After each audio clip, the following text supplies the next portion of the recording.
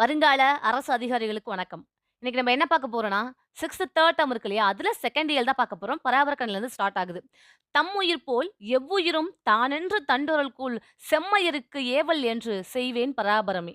தான் உயிர் தன்னோட உயிர் மாரி மத்த உயிரையும் மதிச்சு சேவை செய்றாங்க இல்லையா? அது மாரி செம்மையருக்கு, அதாவது அது மாரி சான்றோர்களுக்கு நான் சேவை செய்ய ஆசைப்படுறேன். "அன்பர் பணி செய்ய என்னை ஆளாக்கி விட்டுவிட்டால், இன்ப நிலை தானே வந்து எய்தும் பராபரமே." மத்தவங்களுக்கு ஹெல்ப் பண்ற அந்த ஒரு நல்ல நிலைமைக்கு நான் வந்துட்டாலே போதும். எனக்கு இன்பம் அதுவே போதும். வேற எதுவும் தேவையில்ல. எல்லாரும் இன்புற்றிருக்க நினைப்பதுவே அல்லாமல் வேறொன்றும் அறியேன் பராபரமே. எல்லாரும் சந்தோஷமா இருக்கணும். இத தாண்டி நான் என்ன கேட்டுற போறேன்? எனக்கு அதுவே போதும் அப்டின்றாரு. தண்டருள் அப்டின்னா குளிர்ந்த கருணை. கூர் அப்டின்னா மிகுதி.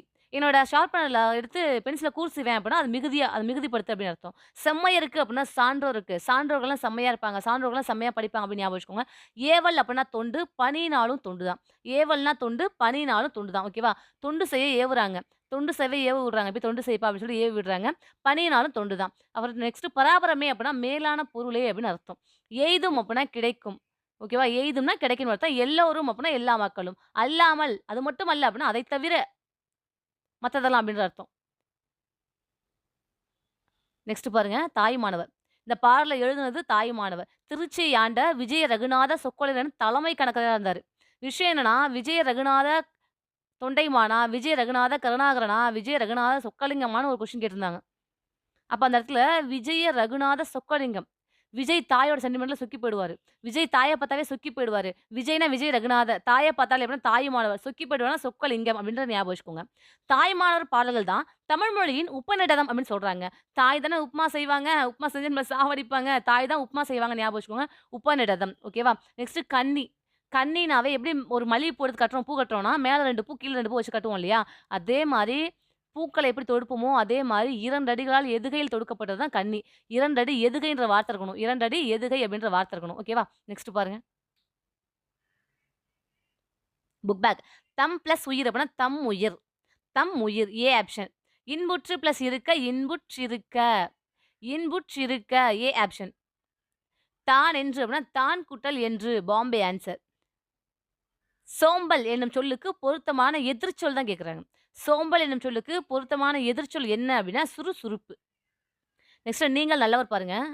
நீங்கள் நல்லவர். ஜிப்பு போடுங்க. அவ்வளோதான் ஷார்ட்கட்டு. நீங்கள் நல்லவர். ஜிப்பு போடுங்க. வாழ்க்கை பின் திரும்பிச் செல்லாது. நேற்றுடன் ஒத்துப் போகாது. கொடுப்பவரின் பரிசுடன் அவருக்கு சமமாக எழுங்கள். சிறகுகளின் மீது எழுவதைப் போல. உழைக்கும்போது நீங்கள் புல்லாங்குழலாகி விடுகிறீர்கள். அதன் இதயம் காலத்தின் கிசுகிசுப்பை ஓர் இசையாக மாற்றி விடுகிறது. உங்களுக்குள் இருக்கும் நன்மையைப் பற்றித்தான் நான் பேச முடியும், தீமையைப் பற்றி அல்ல. உங்கள் சுயத்துடன் நீங்கள் ஒருமைப்பாடு கொண்டிருக்கும்போது நீங்கள் நல்லவர்.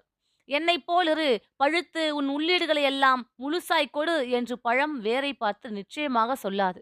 கொடுப்பது பழத்தின் இயல்பு, பெறுவது வேரின் இயல்பு. உங்கள் பேச்சின் போது நீங்கள் விழிப்புணர்ச்சியுடன் இருப்பது நல்லது.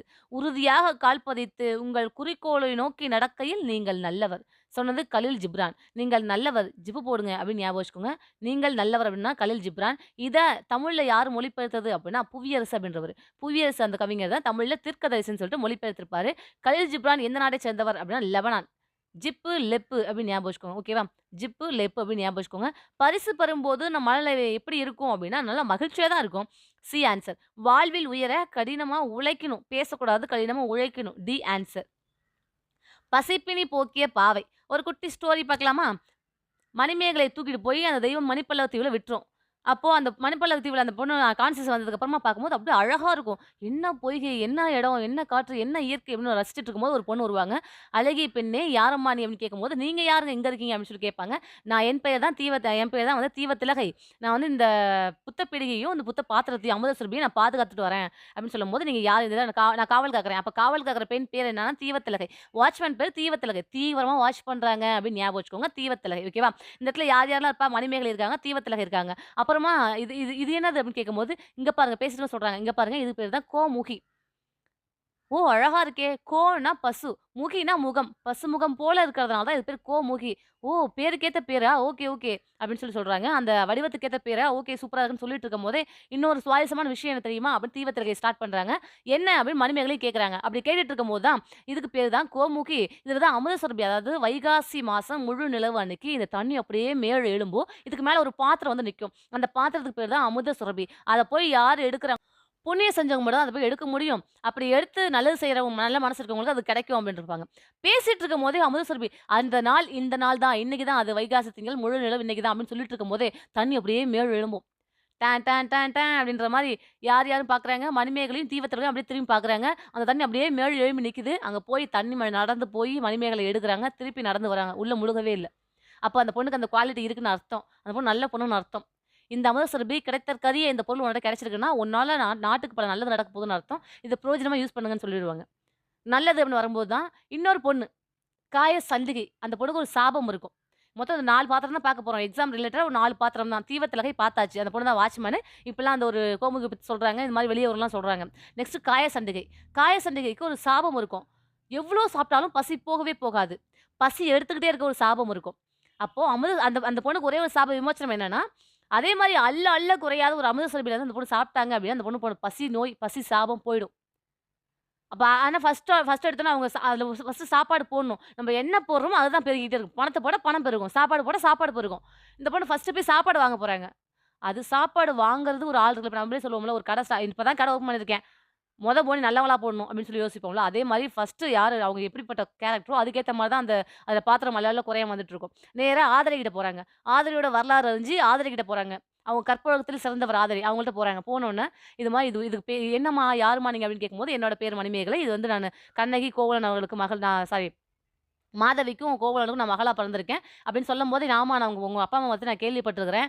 ரொம்ப நல்ல பொண்ணு தான் நீங்களும் அப்படின்னு சொல்லி பேசிட்டு இருக்கும்போது, கையில என்னவா? அப்படின்னு கேட்கும்போது, இதன் பெயர் அமுத சுரபி. இதுல என்ன நம்ம போட்டாலும் அள்ள அள்ள குறையாம வந்துட்டே இருக்கும். இதுல நீங்க சாப்பாடு போடுங்க. உலக உயிர்களோட பசிய போக்க போறேன். இது எதுக்காக என்ட்ட எடுத்து வந்திருக்குன்னு கேட்கும்போது, நான் உலக உயிர்களோட பசியெல்லாம் போக்க போறேன். அதுதான் மிகப்பெரிய இப்ப நோயா இருக்கு அப்படின்னு சொல்லும்போது, ஓகே இவ்வளவு நல்ல விஷயத்துக்கு நானும் ஹெல்ப் பண்றேன். இதோ உடனே நான் சாப்பாடு போடுறேன்னு சொல்லிட்டு, அந்த பொண்ணு எடுத்து போய் சாப்பாடு போட்டுருவாங்க. இத உடனே எடுத்துட்டு யார்ட்ட போய் சாப்பாடு ஃபர்ஸ்ட்டு போடுறாங்க அப்படின்னா, ஊனமுற்றோர்கள், கை, கால் முடியாதவங்க, சிறைச்சாலையில இருக்கவங்கள போடுறாங்க. அப்படி போட்டுவிட்டு முடிச்சு என்னமோ கிளம்பும்போது, உடனே சிறை காவலர்கள் என்ன பண்றாங்கன்னா, நேரா ஓடி போய் மன்னர்ட்ட, "மன்னா, மன்னா ஒரு பொண்ணு வந்துச்சு. அந்த பொண்ணு வந்து ஒரு குட்டி பாத்திரம் எடுத்து வந்துச்சு. எல்லாத்துக்கும் அள்ளி அள்ளி சாப்பாடு போடுது. ஆனா அதுலருந்து குறையவே இல்ல பாத்துக்கங்க." அப்படின்னு அவங்க சொல்லும்போது, "அப்படியா? என்ன அந்த பொண்ண இழுத்துட்டு வாங்க பாப்போம்." அப்படின்னு சொல்லும்போது, "யாரும்மா நீ? கையில வச்சிருக்கிய இந்த பாத்திரம் என்னம்மா? இது எப்படிம்மா உனக்கு கிடைச்சுச்சு? அந்த பாத்திரத்துல இருந்து அள்ள அள்ள குறைய வந்துட்டே இருந்துச்சாமே, இது என்ன கதை?" அப்படின்னு சொல்லி கேட்கும்போது, அந்த பொண்ணு ஸ்டார்ட்டிங்ல இருந்து எண்ட் வரைக்கும் கரெக்ட்டா சொல்லிரும். நான் இந்த மாரி இவங்களுக்கு பொறந்தேன். நான் இந்த தெய்வம் வந்து அங்க அழைச்சிட்டு போணுச்சு. இங்க உள்ள போம்போது இந்த தீவத்திரைய பார்த்தேன். இவங்க இந்த மாரிலாம் சொன்னாங்க. நான் போய் எடுத்துட்டு வந்தேன். மொத இவங்கள்ட்ட சாப்பாடு வாங்குனேன். அதே மாரி அள்ள அள்ள குறையாம வந்துட்டே இருக்குன்னு எல்லாத்தையும் ஃபுல்லா டப டப டபன்னு சொல்லி முடிச்சிருச்சு. சூப்பர் நல்ல விஷயம் பண்ணியிருக்கீங்கம்மா. செய்தற்கரிய செயல் பண்ணியிருக்கீங்க. உங்க நல்ல மனசுக்கு நல்லா இருப்பீங்கன்னு சொல்லும்போது, மன்னா எனக்கு ஒரு வேண்டுகோள் செய்வீங்களான்னு சொல்லி கேட்டுருக்காங்க. சரி சொல்லுங்க அப்படிங்கும்போது, அங்க பாருங்க சொல்லுமா அப்படின்னா, அறம் வாய்ந்த தமிழ் இது. வாழ்க்கைக்கு அறம் சொன்ன வள்ளுவர் வாழ்ந்த நாடு இது. புத்தர் பிறந்த அறம் போதித்த பூமி இது. எது நன்மை, எது தீமை அப்படின்னு எல்லாத்துக்கும் அறிஞர்கள் தெளிவா சொல்லியிருக்காங்க. அந்த மாரி நூல்கள்லாம் எடுத்து சிறைச்சாலையில போதிங்க. எல்லாத்துக்கும் அறிவு குடுங்க. பெரியவர்கள மதிக்கணும், முதியோர்கள பேணணும், உறவுகள வந்து அரவணைக்கணும் அப்படின்ற அறநெறிகள சொல்லிக் குடுங்க. அந்த கல்விய சொல்லிக் குடுத்தாலே எல்லாமே மாறிடுவாங்க. வெளிய வரும்போது தான் ஒரு புதிய மனிதரா வருவாங்க. எல்லாருமே இந்த பசியாலயும், காசாலயும், வறுமையால தான் திருடுறாங்க. அப்ப இதெல்லாம் சொல்லிக் குடுங்க. சாப்பாடு போடுங்க. இதெல்லாம் செஞ்சீங்கன்னா தானாவே குற்றம் குறைஞ்சிரும். சிறை கோட்டமெல்லாம் அறக்கோட்டமா மாறணும் அப்படின்னு சொன்னவங்க யாரு? மணிமேகலை. இது யார்கிட்ட சொன்னாங்கன்னா, மன்னர்கிட்ட சொன்னாங்க. அதனால இது ஒரு சீர்திருத்த காப்பியமா பார்க்கப்படுது. மணிமேகலை ஒரு சீர்திருத்த காப்பியம். இங்க பாருங்க இப்ப தான் சொன்னோம். யார்கிட்ட ஃபர்ஸ்ட் சாப்பாடு வாங்குனாங்க? ஆதிரைகிட்ட. ஆத்தி சோறு போடுன்னு கேட்டாங்க. அந்த அம்மா சோறு போட்டாங்கன்னு ஞாபகம் வச்சுக்கோங்க. ஆத்தி அப்டின்னா ஆதிரை. ஓகேவா? மணிமேகலா தெய்வம். மணிமேகலை எங்க கொண்டு போணுச்சுன்னா, மணிப்பள்ளத்தீவுக்கு. மணிமேகலை கையில இருந்த அமுத சுரபி உணவிட்ட பெண் யாரு? அப்டின்னா ஆதிரை. அப்ப இந்த காயசண்டிகை யாரு ஃபர்ஸ்ட்டு சொன்னோம். காயசண்டிகைன்னா சாபம் பெற்ற பெண். எவ்வளோ சாப்பிட்டாலும் பசி எடுத்துட்டே இருக்கும். பசிநோய் சாபம் பெற்ற பெண்ணு.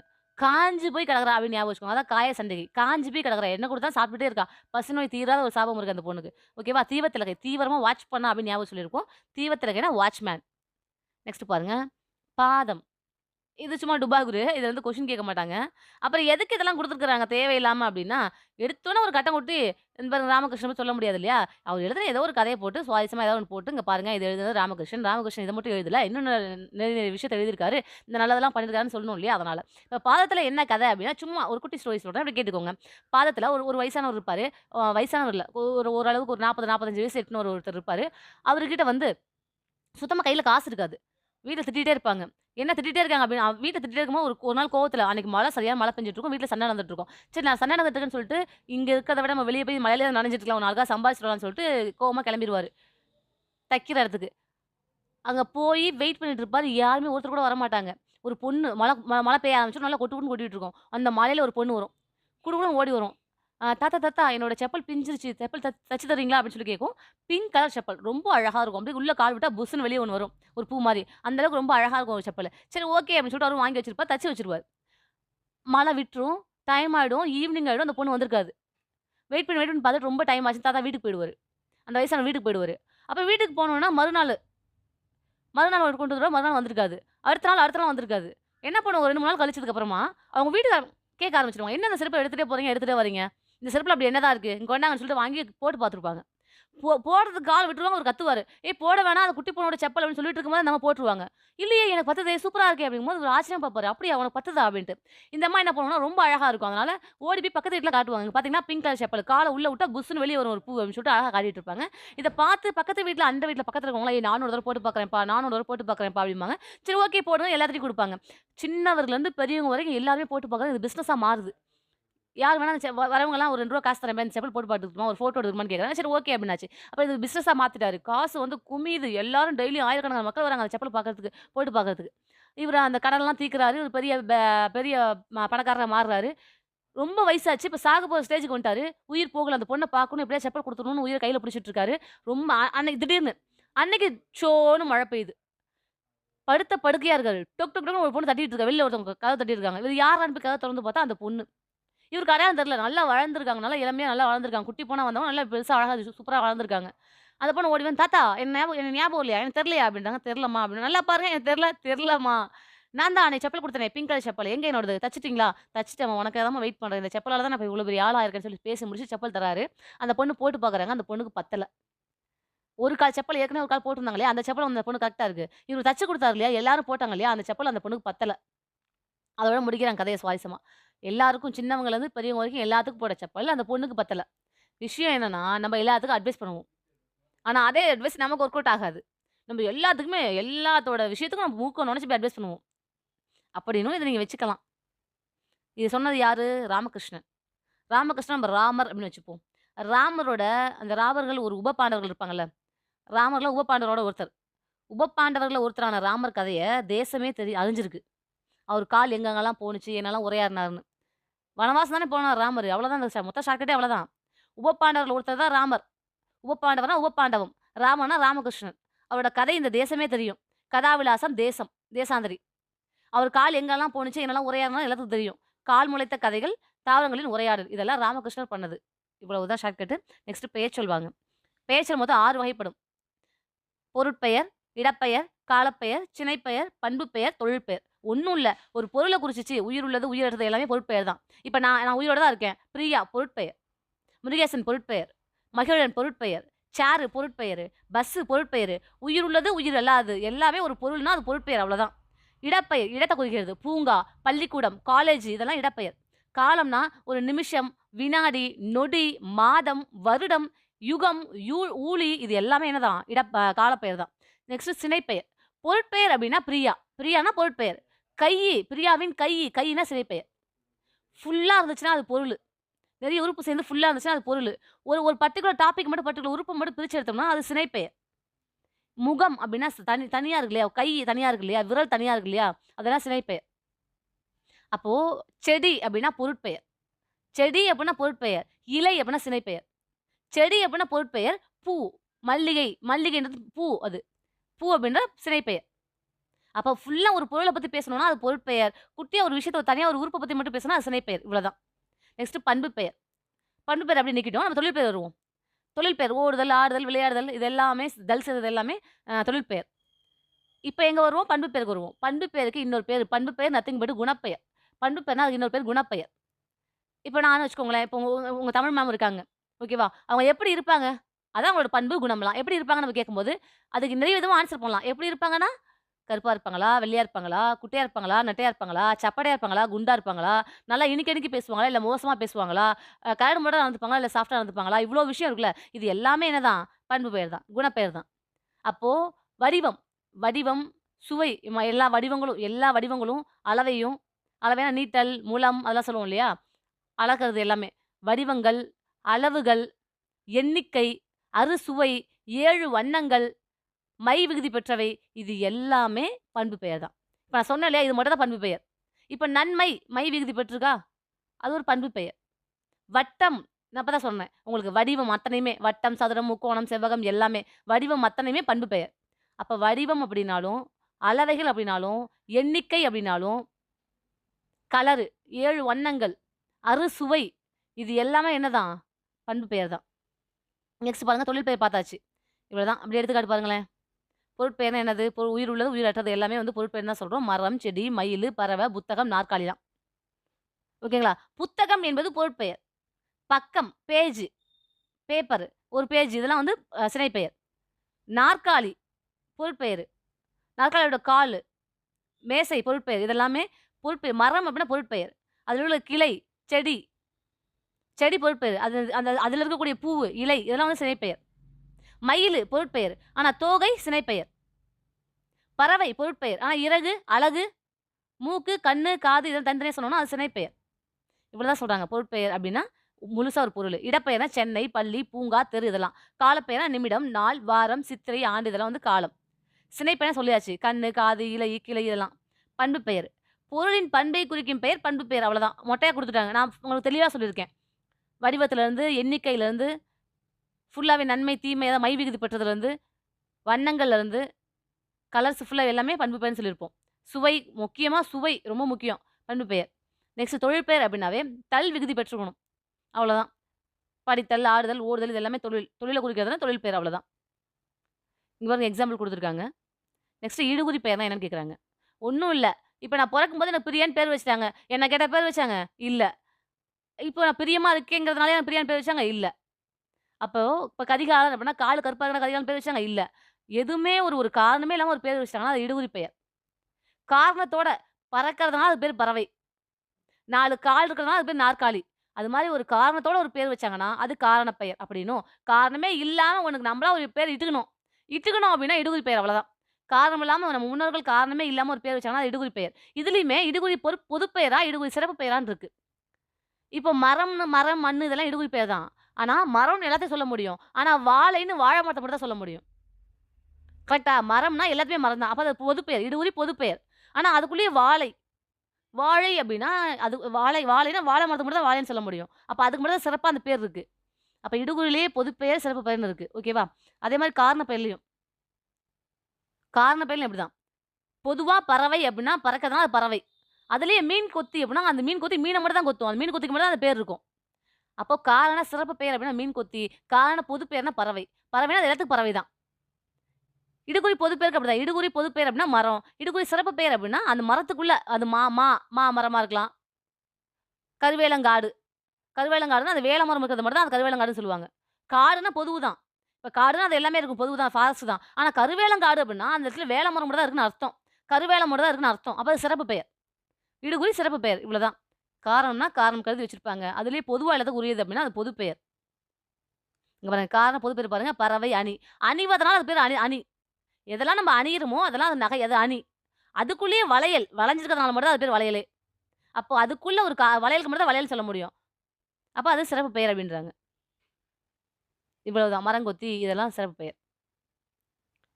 விளங்குகிறதா? பார்ப்போமா? புக் பேக் பார்ப்போம். இடுகுறி பெயரே வட்டமுறுக. பறக்கிறதுனால பறவை. 3 கால் இருக்கிறதுனால அது முக்காலி. மரத்த கொத்துறதுனால மரங்கொத்தி. இதெல்லாம் காரணம். மண்ணு எந்த காரணமும் இல்லாம மண்ணுன்னு பேர் வச்சிருக்காங்க. அப்ப இடுகுறி பெயர் எதுன்னா மண்ணு தான். ஆன்சர் வந்து பாம்பே. காரண பெயர். வளைஞ்சிருக்கிறதுனால அது வளையல். வளைஞ்சிருக்கிறதுனால அது வளையல்.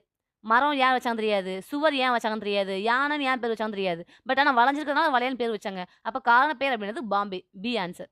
இடுகுறி சிறப்பு பெயர். இப்ப வயலும் இடுகுறி தான். ஆனா, எல்லாத்தையுமே வயல் தான் சொல்லுவோம். எல்லாத்துக்கும் காடு, வயல் தான் சொல்லுவோம். அதுக்குள்ள நம்ம நெல்லு வயலு, பருத்தி வயலு அது தனித்தனியா சொல்லணும்ல. வயல்னா எல்லாமே வயல் தான். அதுக்குள்ள நெல்லு வயல் அப்படின்னு சொன்னா அது தனியா, தனி பர்ட்டிகுலர்னு அர்த்தம். இப்ப இடுகுறி சிறப்பு பெயர் தான் கேட்கறாங்க. இதுக்கு மட்டும் தான் அந்த பேர் இருக்கணும். மீன கொத்துறதுனால மீன் கொத்தி. இது காரண பெயர்ல வந்துரும். பறக்கிறதுனா பறவை. இதுவும் காரண பெயர்ல வந்துரும். இவங்க என்ன கொஸ்டின் கேட்கறாங்க? இடுகுறி சிறப்பு பெயர்ன்னு கேட்கறாங்க. அப்போ மரம் அப்படின்னா இடுகுறி பொது பெயரு. அந்த மரத்துக்குள்ள வாழை, பலா, மா அப்படிலாம் சொன்னாங்கன்னா, அது இடுகுறி சிறப்பு பெயர். வாழைக்கு மட்டும் தான் வாழைன்னு பேர் வைக்க முடியும். இதுக்கு ஆன்சர் பாம்பே. ஓகேவா?